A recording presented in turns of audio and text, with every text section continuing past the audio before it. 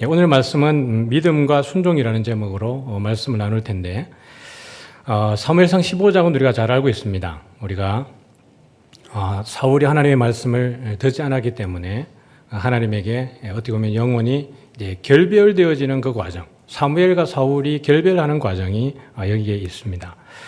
하나님은 그 블레셋과의 전쟁이 마쳐지고 난 이후에 대뜸 아말렉에 대해서 공격을 하라, 아말렉을 진멸하라고 이야기를 하고 계시는 거예요. 2절과 3절에 그 의미가 소개되고 있는데 같이 한번 읽어보겠습니다. 시작. 만군의 여호와께서 이같이 말씀하시기를 아말렉이 이스라엘에 행한 일 곧 애굽에서 나올 때에 길에서 대적한 일로 내가 그들을 벌하노니 지금 가서 아말렉을 쳐서 그들의 모든 소유를 남기지 말고 진멸하되 남녀와 소아와 젖먹는 아이와 우양과 낙타와 나귀를 죽이라 하셨나이다 하니. 그러니까 왜 아말렉을 진멸하라고 하는지 그 이유를 우리에게 소개를 하고 있습니다. 그것은 다른 것이 아니라 아말렉 족속이 이스라엘 백성들에게 행한 일 때문에 그렇다. 그런데 그 일은 무엇이냐 그러면 애굽에서 나올 때에 길에서 그 백성들을 대적하고 하나님을 대적했기 때문이라고 소개를 하고 있습니다. 그러면서 하나님이 이 아말렉 족속에 대해서 완전히 진멸하라고 이렇게 명령을 내리세요. 어디까지 진멸하냐 그러니까 남녀와 소아와 젖먹는 아이와 우양과 낙타와 나귀까지를 죽이라 이렇게 이야기를 합니다. 진멸하다는 내용은 여러분들이 이미 많이 들어보신 내용 중에 한 가지인데 헤렘이라고 하는 단어를 들어보셨죠? 이것은 우리가 여호수아가 여리고성을 점령할 때에 여러분이 들어보셨을 것입니다. 여리고성이 무너졌을 때에 하나님은 그들에게 명령하시기를 그 모든 것들을 하나님께 온전히 바치라 이렇게 명령을 하셨습니다. 그게 보면 온전히 바치라는 단어가 매번 몇 번 반복이 되어지는데 그 온전히 바치다라는 단어가 헤렘입니다. 그러니까 진멸하다는 표현을 쓰지 않고 온전히 바치다라는 단어로 거기는 해석이 되어지는 거예요. 그래서 헤렘이라고 하는 단어의 의미는 여러분이 잘 익히셔야 되는데 인간의 사용을 피하기 위해서, 잘 새기십시오. 무엇을 피하기 위해서요? 인간의 사용을 피하기 위해서 완전히 파괴되어야 된다. 인간의 사용을 피하기 위해서 완전히 파괴되어야 된다라는 것을 암시하면서 하나님께 어떤 것을 드리는 것, 이것이 헤렘입니다. 다시요. 인간의 사용을 피해서 인간이 사용하는 것을 방지하기 위해서 완전히 없애야 된다라는 것을 전제하는 의미에서 하나님께 어떤 것을 올려드리는 것이 헤렘입니다. 이스라엘 백성들 입장에서 여리고가 무너졌을 때 그 여리고성 안에 있는 것들을 탈취하고 그것을 챙긴다면, 노략물로 챙긴다 그러면 여러분 그 하나님이 약속한 땅으로 가나안으로 올라가게 되었을 때에 이스라엘 백성들에게 유익이겠습니까? 손해겠습니까? 상식적으로 생각했을 때. 여러분 여리고성은 큰 성이고 이중 성벽으로 되어 있는 철옹성 같은 곳입니다. 그러니 군사력도 대단했을 텐데 거기에 들어가서 있는 노략물들을 탈취해서 가나안 땅으로 올라간다면 이스라엘 백성들에게 유익이겠어요? 아니면 손해겠습니까? 큰 유익이죠. 근데 하나님은 그것을 헤렘시켜라고 이야기합니다. 완전히 파괴해서 인간들이 사용을 할 수 있도록 하라는 거예요? 사용하지 말라는 거예요? 절대로 사용하지 말라는 겁니다. 이게 헤렘이 갖는 의미입니다. 그러면 하나님은 이 여리고성을 온전히 바치라고 하는 것의 의미가 무엇이겠습니까? 거기서 하나도 너희들이 취하지 말라는 의미는 이 노획물로 너희들의 삶의 터전을 삼지 말고 그래도 끝까지 누구를 의지하라는 거예요? 끝까지 하나님을 신뢰하고 하나님을 의지하라는 뜻입니다. 그러므로 온전히 바치라고 하는 것은 완전히 파멸시켜서 너희가 그 노략물 가운데 취하는 것이 1도 없게 하라는 뜻이에요. 그런데 여러분 누가 죄를 지었습니까? 아간이 범죄한 거예요.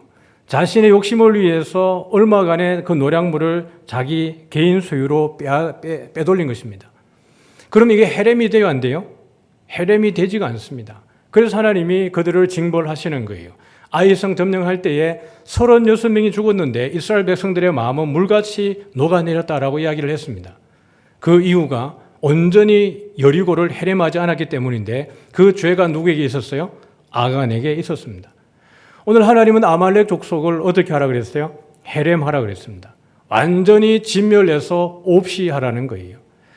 그러면 누구를 위해서, 그럼 왜 하나님은 이 아말렉에 대해서 이렇게까지 진멸하시는 것인가? 오늘 본문에도 나와 있지만은 애굽에서 나올 때에 길에서 대적을 했는데 어떤 형태로 대적했는지 출애굽기 17장에 보면 소개가 되고 있습니다. 그게 보면 르비딤에 도착하게 되었을 때 아말렉이 뒤에서 공격을 합니다. 그들이 이스라엘 백성들이 시내산까지 가는 그 과정의 노정은 평야길을 가는 게 아니라 우리가 지난 시간에도 봤지만은 와디라고 하는 그 계곡을 따라서 이동을 하게 되는 것이에요. 그러니까요, 아말렉 입장에서 보면 이스라엘 백성들은 좋은 먹잇감입니다. 수풀에 숨어 있다가 가만히 움츠리고 있는 독사와 같이, 그리고 개구리들이 또는 쥐가 지나가면 순식간에 그것을 낚아채워서 삼키는 독사와 같이 아말렉이 숨어 있다가 이스라엘을 공격하게 되면 얼마나 좋은 먹잇감이에요. 이스라엘 백성들은 400년 동안 노예로 살다가 나왔습니다. 전투를 해보는 백성이 아니에요. 그들에게 무기가 들려있지 않습니다. 그러나 그들이 가지고 나오는 여러분 그 재물들은 엄청나게 많고 가축도 많습니다. 그러니까 아말렉 입장에서 볼 때는 너무나 좋은 먹잇감인 거예요. 그렇게 해서 여러분 공격하게 되었을 때에 우리가 알고 있는 것처럼 모세는 여호수아를 시켜서 네가 전쟁에 나와서 싸우라라고 이야기를 하는 겁니다. 여러분 여호수아의 믿음도 대단하지 않습니까? 전쟁에 나가는 사람들도 대단한 사람들 아닙니까? 싸워본 경험이 없습니다. 그냥 말씀에 의지해서 나가서 싸우라 그럴 때 그냥 싸우는 거예요. 자기의 목숨을 내어놓고 나가는 것이니까요. 불가능을 다 알매도 불구하고 그냥 그 말씀 하나 듣고 의지하고 나아가는 겁니다. 그 가운데에 하나님의 역사를 목격하는 거예요. 모세의 손이 들릴 때에 어떻게 되어져요? 이스라엘이 이기는 겁니다. 여러분, 하나님의 백성이 이기는 스토리를 보면 정말 그냥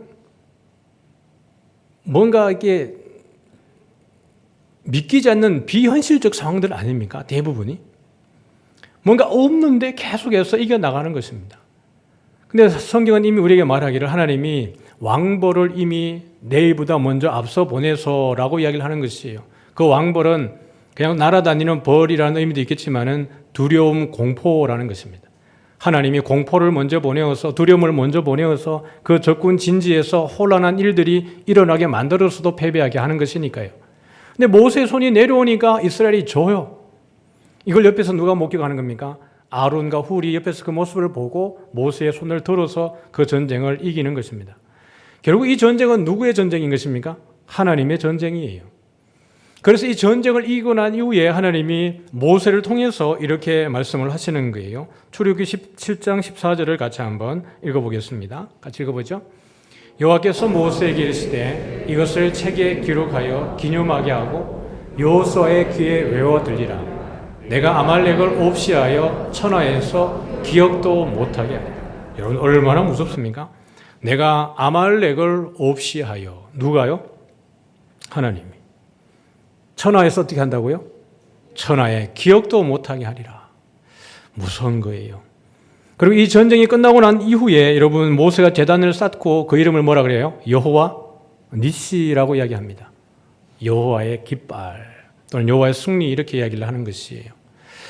민수기 우리 24장에 보면 발람이 예언을 할 때 아말렉 족속에 대한 예언을 이렇게 했습니다. 민수기 24장 20절인데요. 같이 읽어볼게요. 시작. 또 아말렉을 바라보며 예언하여 이르기를 아말렉은 민족들의 으뜸이나 그의 종말은 멸망에 이르리로다 하고. 여러분 아말렉이 상당히 많은 그 권세를 가지고 있는 듯합니다. 광야에서 어떻게 보면 그렇게 노력을 하고 그런 이들을 취하면서 그 영토는 점점점 넓어졌겠죠. 그러나 발람을 통해서 하는 예언은 아말렉은 반드시 멸망할 것이다 라고 이야기를 합니다. 신명기 25장 18절과 19절을 같이 보죠. 시작. 곧 그들이 너를 길에서 만나 내가 피곤할 때에 내 뒤에 떨어진 약한 자들을 찾고 하나님을 두려워하지 아니하였느니라. 그러므로 내 하나님 여호와께서 내게 기업으로 주어 차지하게 하시는 땅에서 내 하나님 여호와께서 사방에 있는 모든 적군으로부터 내게 안식을 주실 때에 너는 천하에서 아말렉에 대한 기억을 지워버리라. 너는 잊지 말지니라. 아멘. 하나님이 아말렉에 대해서 진멸하라고 하시는 이유는 하나님의 백성을 건드렸기 때문에 그렇습니다. 400년 애굽 땅에서 종로로 닫은 하나님의 백성을 구원해서 홍해를 건너고 하나님의 약속의 땅으로 들어가는 그 노정에 그 원수 같은 이들이 와서 누구를 건드렸다고요? 하나님의 백성을 건드린 겁니다. 하나님이 구원하는 일을 하나님의 원수가 와서 손을 대는데 하나님이 용납할 수 있겠습니까? 여러분, 하나님은 절대로 여러분의 편인 줄 믿습니다. 하나님은 절대로 우리의 편입니다. 우리가 고난 가운데 있을 때에 당장은 어려움이 있는 것 같아도 하나님이 그거 다 목격하고 있고 지켜보고 있고 계산하고 있습니다. 그 원수들이, 악인들이 회개하지 않을 때, 돌아오지 않을 때 하나님은 반드시 응징하십니다. 그리고 하나님의 백성됨을 반드시 드러내시는 거예요. 뿐만 아니라 아말렉이 진멸당하는 이유는 하나님을 두려워하지 않았기 때문에 그렇습니다. 여러분, 이것이 얼마나 무서운 죄인 줄 압니까? 불신자들이 하나님을 두려워하지 않는 것은 아주 무서운 죄악입니다. 그러니 여러분들이 불신자들에게 하나님의 이름을, 하나님에 대해서 여러분들이 담대하게 선포하는 것은 너무 중요합니다. 그것은 우리가 하나님의 살아계심에 대해서 정말 철저한 믿음이 있을 때 그게 가능한 거예요. 여러분, 하나님 살아계신 거 믿죠? 여러분, 세상 사람들이 다른 건 몰라도 여러분들이 하나님의 살아계심과 하나님의 살아계신 일들에 대해서 여러분들이 자신 있게 간증할 때 함부로 못합니다. 제가 조만간에 최근에 일어난 일들을 간증하게 될 거예요. 세상 사람들은 그냥 우리가 하나님 없는 것처럼 살아가니까 우리를 우습게 보는 거예요. 우리가 하나님을 믿는 것처럼 살아갈 때 우리를 함부로 못해요.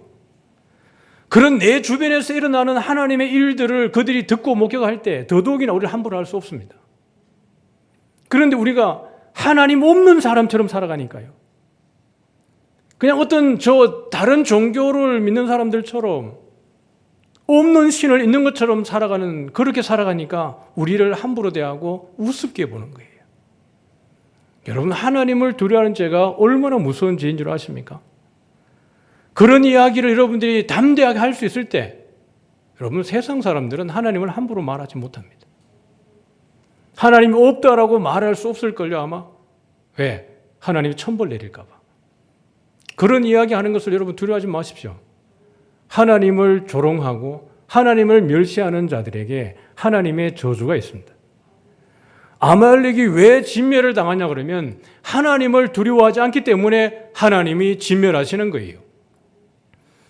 그냥 단순히 하나님의 백성을 괴롭히는 정도에서 끝나는 게 아니라 신명기에서 말하기를 이들이 하나님을 두려워하지 아니했기 때문이라고 이야기를 하는 거예요. 그래서 천하에서 아말렉에 대한 기억을 지워버리라고 이야기를 하는 겁니다.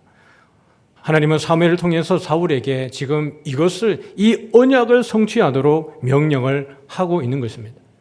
그런데 사울이 여러분 이 명령을 지켜요, 안 지켜요? 지키지 않습니다. 9절 한번 볼까요? 오늘 말씀 9절입니다. 8절에 보니까 아말렉 사람의 왕 아각을 사로잡고 칼날로 그의 모든 백성을 진멸하였으되 9절입니다. 시작. 사울과 백성이 아각과 그의 양과 소의 가장 좋은 것 또는 기름진 것과 어린 양과 모든 좋은 것을 남기고 진멸하기를 즐겨 아니하고 가치 없고 하찮은 것은 진멸하니라. 여기에 여러분 오늘 이 15장의 그 스토리의 본색이 소개되고 있는 것입니다. 지도 한번 보여주시겠습니까?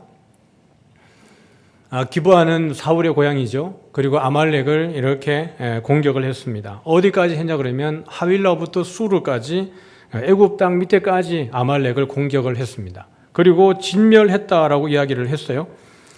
그러고 보면 들라임에서 한번 인원을 계수해 보았는데 여기에 참여한 병력이 보병이 얼마예요? 20만 명. 유다 사람이 10,000명. 이 전쟁에서 여러분 사울은 말하기를 진멸했다라고 하고 돌아오는 길에 갈멜이라고 하는 곳에 뭘 세웠어요? 기념비를 세웠는데 누구를 위해서요? 자기를 위해서 세웠습니다. 갈멜은 여러분 한 곳에 더 있죠. 성경에 보면 지명이 엘리야가 바알 선지자들과 여러분 그 제단을 쌓고 싸웠던 곳이 갈멜산입니다. 근데 이 갈멜은 그 갈멜이 아니에요. 여기에서 사울이 여러분 기념비를 쌓고 돌아온 것입니다. 예, 이제 화면을 빼주시죠. 이 내용을 안 사무엘의 마음이 얼마나 여러분 불타듯이 아팠겠습니까?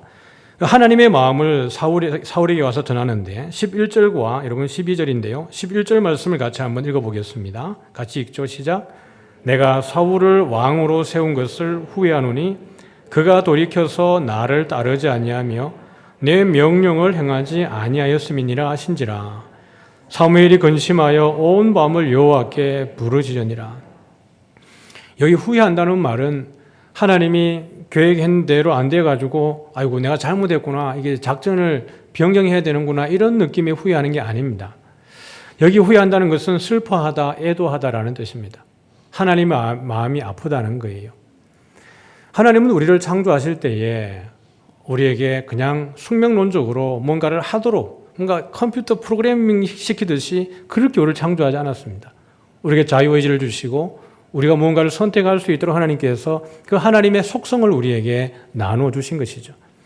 그러므로 여러분, 사울이 왕으로 세워지는 과정은 하나님도 원하지 않았고 사무엘도 원하지 않았던 바입니다. 그러나 백성들이 원하게 되었을 때 하나님이 사울을 왕으로 세워주신 거예요. 그런데 사무엘에게 기름을 부음을 받았으니까요, 사무엘도 이 모든 과정 속에 지금 모든 것을 보고 있는 것이에요. 그런데 하나님이 사울에게 지속적으로 말씀을 주시고 순종하기를 원하는데, 여러분 지금까지 사울을 보면서 사울은 어때요? 항상 자기 중심적으로 모든 것을 해석하고 이끌어가고 있습니다. 그리고 15장에 와보면 하나님이 사울에게 순종을 요구하고 있는데 지금 이 순간에도 사울은 순종하지 않습니다. 그러므로 하나님이 그 마음에 슬퍼한다라는 이야기예요. 그러니 여러분, 사무엘이 근심하여라고 했는데 이 근심하다는 말은 분노하다라는 뜻입니다. 사무엘의 마음 또한 분노하는 거예요. 사무엘의 마음과 하나님의 마음이 똑같습니다. 사무엘이 여러분이 왕을 세워달라 그럴 때 얼마나 싫어했습니까? 왜냐하면 이스라엘에 왕을 세워달라 그럴 때 이스라엘에 여러분 왕이 있었어요, 없었어요? 진짜 왕이 있었어요, 없었어요? 있었어요. 누구였어요? 하나님이었습니다. 그런데도 불구하고 저들이 왕을 세워달라 그래서 사무엘이 원하지도 않는데 자기의 손으로 기름을 부어서 세운 거예요. 그러니 여러분, 사무엘에게 책임이 있어요, 없어요? 책임이 있죠. 그래서 여러분, 사무엘의 마음도 계속해서 사울에게 하나님 말씀 듣도록 그렇게 간청하지만은 사울이 왕이 듣질 않습니다. 밤새 분노하고 여호와께 부르짖었다라고 이야기하고 있습니다. 목이 터져라고 부르짖는 거예요. 하나님 제발 사울의 마음을 돌이켜 주십시오라고 기도하지 않았겠습니까? 그렇게 하고 여러분 갔는데, 가는 중에 사울을 만나러 가는데 그 어떤 사람이 말하기를 사울이 갈멜에 이르러서 누구를 위하여? 자기를 위하여 기념비를 세우고 어디 갔대요? 길갈로 갔나이다 라고 이야기하고 있습니다. 여러분, 전쟁 이기고 났으니까 길갈에 가 있는 사울과 그 백성들은 지금 뭘 하고 있을까요? 잔치를 벌이지 않겠습니까? 승리의 축제를 벌이고 있지 않겠습니까? 이건 누구의 승리입니까? 왕의 승리다. 길갈은 여러분 사울이 왕으로 임명받았던 곳입니다. 그러니 거기에서 얼마나 더 여러분 사기가 충천해 있었겠습니까? 그러고 난 이후에 사무엘이 가니까 사울이 그에게 하는 이야기가 13절에 보니까 이렇게 돼 있어요. 원하건대 당신은 여호와께 뭘 받으라고요? 복을 받으소서. 내가 여호와의 명령을 어떻게 했습니까? 행하였나이다. 사울이 자신 있게 이렇게 이야기했습니다. 사무엘이 뭐라 그래요? 아니, 명령을 다 수행했는데 내 귀에 들리는 이 양과 소의 소리는 무엇입니까? 라는 거예요. 명령을 행했다는 말은 무엇을 했다는 얘기예요? 진멸했다라는 이야기잖아요. 그런데 남겨온 것이 없어야 되는데 사무엘의 귀에 뭐가 들려 그러면 양과 소의 소리가 들리는 것인데, 사울이 뭐라 그러냐 그러면 15절에 사울이 이르되, 같이 한번 읽어볼까요? 시작. 그것은 무리가 아말렉 사람에게서 끌어온 것인데 백성이 당신의 하나님 여호와께 제사하려 하여 양들과 소들 중에서 가장 좋은 것을 남김이요 그 외의 것은 우리가 진멸하였나이다 하는지라.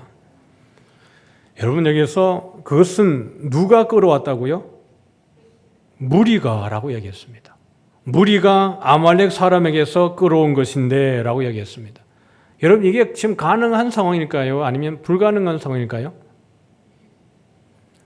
블레셋과의 전쟁을 할 때, 여러분, 믹마스 전투가 일어나고 블레셋을 몰아낼 때에 백성들이, 군사들이 전쟁에서 치열하게 싸우고 허기가 져 있고 기진한 상태에서 배가 고파 죽겠는데도 여러분 음식을 먹지 않았습니다. 왜 그랬습니까? 왕의 명령이니까요.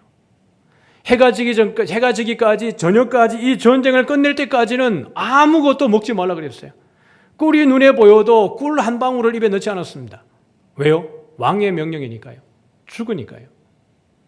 그랬던 그들이 왕의 명령 없이 아말렉 그 백성들 진영 가운데에서 양과 소를 끌어올 수 있습니까? 절대로 없습니다. 그러면 이 양과 소를 끌어오는 것은 누구의 계획이었을까요? 사울의 계획입니다. 사울은 지금 사무엘 앞에서 그 모든 책임을, 아말렉 사람을 끌어온 그 모든 그 책임을 누구에게 돌리고 있어요? 백성들에게로 돌리고 있습니다. 그러면서 당신의 하나님 여호와께 제사하려 하여라고 얘기하는 거예요. 내 하나님, 우리 하나님이 아니라 당신의 하나님 여호와께 제사하려고 했습니다. 양들과 소들 중에 가장 좋은 것을 남김이요, 그 외의 것은 우리가 진멸하였는데 그 외의 것이라고 하는 것을 구절에서 뭐라 그랬어요? 하찮은 것 이렇게 했습니다. 하찮은 것은 진멸하고 좋은 것은 챙겼는데 누구를 위해서요? 여호와를 위해서 챙겼다라고 이야기합니다. 하나님이 이 제사를 여러분 받으시겠습니까? 안 받으시겠습니까? 하나님이 진멸하라 그랬는데 그 진멸하라고 한 그 대상에게서 나온 그 예물을 받으시겠어요? 안 받으시겠어요? 안 받죠, 당연히. 우리의 삶에 여러분 이 말씀을 가지고 와보죠. 하나님이 우리에게 하시는 말씀이 있을 겁니다. 하나님의 백성으로서 우리에게 원하시는 하나님의 우리를 향한 마음이 있고 우리가 어떻게 살아가기를 원하는 하나님의 그 뜻이 우리에게 있을 겁니다. 근데 만약에 우리가 죄 가운데 벌어들인 그 돈으로 고의적으로 죄를 지으면서 벌어들인 수익으로 하나님 앞에 예물을 드리면 하나님이 그 예물을 받으시겠습니까? 하나님이 원하지 않는 방식으로 살아가고 하나님이 원하지 않는 것을 취하면서 그것을 감사하다고 하나님의 은혜라고 하나님께 올려드리면 하나님이 그것을 받으시겠습니까? 받지 않는 거예요. 사울은 하나님에게 제사를 드린다는 명목으로 이걸 남겼지만 결국 누구를 위해 남긴 걸까요? 자신을 위해서 남긴 것입니다. 하나님을 수단으로 쓰고 있는 것에 지나지 않는 것이죠. 여러분 17절에 보면 사무엘이 이렇게 이야기합니다. 왕이요, 왕이 스스로 작게 여길 그때에 하나님이 당신을 이스라엘의 지파의 머리로 왕으로 삼지 않았습니까? 그래서 당신에게 보내서 아말렉을 진멸하라고 보냈는데 당신이 그렇게 하지 않는 것은 왜 그렇습니까? 진멸하되 끝까지 없어지기까지 하라라고 18절 하반절에 보니까 가서 죄인 아말렉 사람을 진멸하되 어떻게까지요? 다 없어지기까지 하라 하셨거늘. 19절 읽어보겠습니다. 시작. 어찌하여 왕이 여호와의 목소리를 청종하지 아니하고 탈취하기에만 급하여 여호와께서 악하게 여기시는 일을 행하였나이까. 사울은 애초에 헤렘에 대한 마음이 없었던 것 같습니다. 백성들에게 얘들아, 이 전쟁에서 승리하거든 좋은 것을 남겨라. 그리고 하나님께 제사 드리자 라고 하면서 나머지 전리품들을 여러분 뒤로 빼돌릴 마음이 있었지 않겠습니까? 20절에 보면 사울이 그렇게 하나님의 책망을 하니까 사울이 사무엘에게 뭐라 그러냐 그러면 자기는 하나님의 말씀을 정말 청종했대요. 나는 실로 여호와의 목소리를 청종하여 여호와께 보내신 길로 가서 아말렉 왕 아각을 끌어왔고 아말렉 사람들을 진멸하였으나, 다시 한번 강조하지만 21절입니다. 다시 한번 읽어볼까요? 시작. 다만 백성이 그 마땅히 멸할 것 중에서 가장 좋은 것으로 길갈에서 당신의 하나님 여호와께 제사하려고 양과 소를 끌어왔나이다 하는지라. 끝까지 책임을 누구에게 돌리고 있어요? 백성입니다. 자기가 했음에도 불구하고 끝까지 그 책임을 백성들에게 돌리면서 나는 할 바를 다 했다고 이야기하는 거예요. 그럴 때 우리가 잘 알고 있는 22절이 거기에 등장을 합니다. 사무엘이 이르되 여호와께서 번제와 다른 제사를 그의 목소리를 청종하는 것을 좋아하심같이 하시겠나이까. 뒤에 같이 읽어볼까요? 순종이 제사보다 낫고 듣는 것이 숫양의 기름보다 나으니. 오늘 말씀의 제목이 들음과 순종이지 않습니까? 이게 보면 그의 목소리를 청종하는 것하고 하는 이건 샤마입니다. 듣다라는 거예요. 그 다음에 순종이 제사보다 할 때 이 순종이 샤마입니다. 다시 말하면 두 단어가 그냥 한 단어라는 얘기입니다. 청종과 순종은 같은 개념입니다. 뒤에 보면 듣는 것이 숫양의 기름보다 나으니 할 때 이 듣는 것은 주의하여 듣는다라고 하는 다른 단어를 사용했습니다. 그러나 세 가지 단어가 청종과 순종과 듣는 것은 똑같은 의미를 가지고 있습니다. 듣는다는 것은 여러분 무엇일까요? 소리가 내 귀에 들어와서 감각하게 되어지는 것, 거기까지가 다 들었다고 할 수 있을까요? 참된 들음이라고 하는 것은 소리가 내게 들어왔을 때 그것이 나에게 의미가 되어져서 내 삶의 현장에 실천되어질 때까지가 들음이 아니겠습니까? 이것을 우리는 순종이라고 이야기를 하는 것입니다. 그러니까 우리가 제대로 듣는다면 순종은 자연스럽게 따라오는 열매인 것입니다. 그래서 들음과 순종은 한 단어를 사용을 하고 있는 것입니다. 그러나 우리가 열심히 들었는데 이것이 우리의 삶 가운데에 실천되어지지 않는다는 것은 잘 듣지 못했다라는 것입니다. 우리가 여러분 말씀을 듣고 예배를 드리고 묵상을 하고 기도를 하는 가운데에 하나님이 우리에게 주시는 메시지가 있을 것입니다. 그런데 그 메시지를 살아가기 위해서 열심히 애쓰고 순종하는 가운데에 실수도 할 수 있고 실패도 할 수 있습니다. 그러나 그것 하는 것하고 말씀을 들었지만은 전혀 그 말씀에 동의하지 않고 살아가려고 애쓰지 않는 것과는 여러분 다른 것이에요. 결과물로 보면 되어지는 것이 아무것도 없는 것은 동일한지 모르겠습니다. 들었는데 내 삶의 현장에 성취되어지는 것이 없는 것은 똑같을 수 있을지 몰라도 여러분 우리의 그 마음의 태도는 전혀 다른 것이에요. 내가 순종하기 위해서 결단하고 결심하고 그렇게 애를 쓰는데도 불구하고 어느 한순간에 또 무너지는 내 자신, 그것이 우리의 약함이죠. 우리의 죄성이죠. 그러나 그러한 지속적인 하나님에게 순종하려고 하는 그 열심과 애씀이 어느 시간이 되면 우리를 성장하게 하고 결국은 그것을 해내게 만들 것입니다. 그러나 하지 않으려고 하는 것은 애초에 듣지 않았다는 것이고 그것은 불순종을 이야기하는 것이에요. 여러분 23절을 보면 같이 한번 읽어볼까요? 이는 거역하는 것은 점치는 죄와 같고 완고한 것은 사신 우상에게 절하는 죄와 같음이라. 왕이 여호와의 말씀을 버렸으므로 여호와께서도 왕을 버려 왕이 되지 못하게 하셨나이다 하니. 여기 거역하는 것이라고 하는 것은 의도적으로 무시하는 행동 및 태도를 이야기합니다. 거역하는 것은 이라고 할 때 의도적이라는 게 들어가 있습니다. 완고한 것이라고 말할 때는 고의로 악을 행하는 사람이라는 뜻입니다. 그러니까요, 거역하는 것과 완고한 것은 두 개 다 어떤 의미가 들어가져 있어요? 의도와 고의가 들어가져 있습니다. 다시 말하면 의도적으로 이 말씀을 따르지 않았다는 것을 이야기하는 거예요. 거역하는 것은 점치는 죄와 같고 완고한 것은 사신 우상, 원문은 드라빔으로 되어 있습니다. 라헬이 자기 안장 밑에 집어넣었던 개인 우상이 있죠. 그게 사신 우상이에요. 그러니 여기에서 하나님이 사무엘을 통해서 사울에게 하는 이야기는 사울이 말씀을 순종하지 않는 것은 실수로 의도치 않게 실수한 게 아니라 어떻게 했다는 거예요? 고의적으로 이 말씀을 따르지 않았다는 것을 보여주고 있습니다. 그 말씀을 거역하는 것은, 당신이 완고한 것은 그 마음속에 의도적으로 고의적으로 순종하지 않았습니다라는 것을 이야기하는 거예요.